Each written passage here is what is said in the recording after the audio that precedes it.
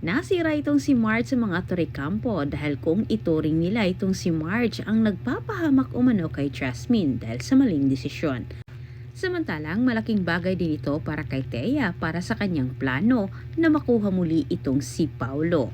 Nakikita ni Thea na ngayong wala na umanong tiwala itong si Greg at Paulo dito kay Marge, nais umano niyang samantalahin ang pagkakataong ito at lubos-lubusin na umano niya.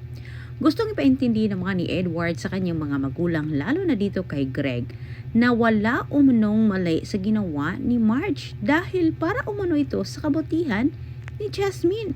Pero napagtanto naman ni Edward na wala nga siyang boses sa kanilang pamilya kahit si Regina ang kanyang kinausap. Ngunit sa kasamang palad, hindi naman inasahan ni Edward na marinig din ito sa kanyang ama. Muli naman siyang nakatanggap ng pangingonsulto mula dito kay Greg, bagay na nagtulak naman kay Edward na siyang makipagtulungan kay Adrian. Sinasamantala naman ni Thea ang galit ni Paulo upang ito ay mahulog muli sa kanya at habang wala naman itong si Marge sa mansyon ay sinamantala naman ni Thea ang pagkakataong ito makalapit kay Jasmine upang sa ganitong paraan ay masiraan niya itong si Marge.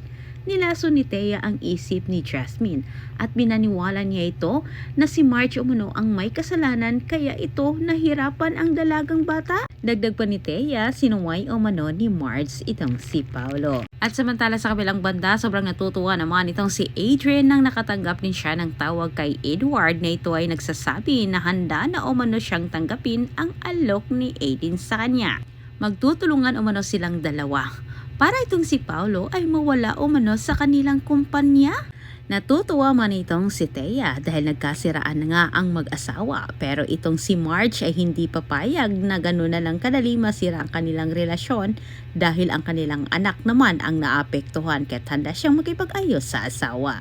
Kung kailan handa na itong si Marge na tanggapin ang kanyang pagkakamali at magpakumbaba, sa ganon ay maayos ang relasyon nilang dalawa ni Paulo at saka naman niya matuklasan ang lihim ng asawa. Maraming salamat sa panunood.